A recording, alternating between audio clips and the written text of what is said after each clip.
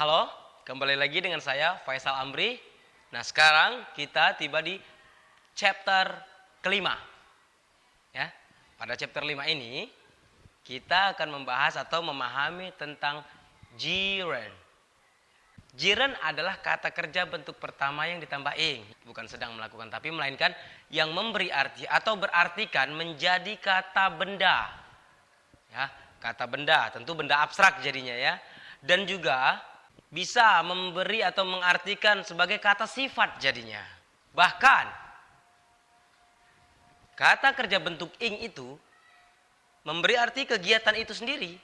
Tapi perkataan atau bentuk katanya harus dalam bentuk kata kerja ing, kata kerja dalam bentuk jiran, ya. Kita lihat contohnya. Ayo. Nah, misalnya saya buat adalah read. Baca. Tambah ing, reading. Bacaan. Coba Anda bayangkan. Sebuah bacaan merupakan sebuah benda. Write, tulis. Writing, tulisan. Sebuah tulisan. Oke. Tulisan saya. Oke. Nah. Open. Buka. Menjadi opening. Pembukaan. Nah, jadi arti-arti di sini yang di saat dia menjadi jiran bisa artinya mengandung maksud adalah benda, bisa artinya mengandung maksud menjadi sifat, menjadi kata sifat, dan juga bisa mengandung arti ya kata kerja itu sendiri. Tapi kita menggunakannya kata tersebut dalam bentuk kata kerja bentuk ing, kata kerja bentuk jiran. Anda bisa lihat di contoh-contoh yang ada di buku Anda ya. Saya mengambil beberapa yang mewakili di buku Anda. Lihat, smoking is a bad habit. Merokok adalah sebuah kebiasaan yang buruk. Nah, di sini kita tidak menyatakan dengan kata smoke a bad habit. Tidak seperti itu, tapi harus dalam bentuk jiran. Berenang adalah hobi saya. Nah, kita menyatakannya berenang itu dengan kata jiran, dengan kata yang bentuk jiran.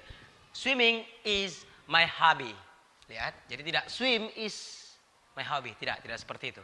Harus dalam bentuk jiran. Jadi setiap kegiatan yang Anda ucapkan di saat Anda berbicara dan mengawali kata kerja, maka kata kerjanya harus dalam bentuk jiran. Yang berikutnya, lihat, our, his, menyatakan kepunyaan. Lihat, chat, obrol. Chatting, obrolan. Jadi, our chatting was very serious yesterday. Obrolan kami, obrolan milik kami adalah sangat serius kemarin. Nah, lihat. Our chatting, obrolan kami, tentu benda ya. Nah, begitu juga yang ini. His writing is very nice. Tulisannya, tulisan miliknya sangat indah, sangat cantik, sangat baik. Tentu dia menyatakan benda ya. Kepunyaan. Lihat, jadi seluruh kepunyaan, their writing, nah pasti menyatakan benda. Oke, nah kata kerja di sini yang kita buat adalah harus dalam bentuk jiran. Jadi his write tidak boleh, harus his writing. Oke, Anda paham?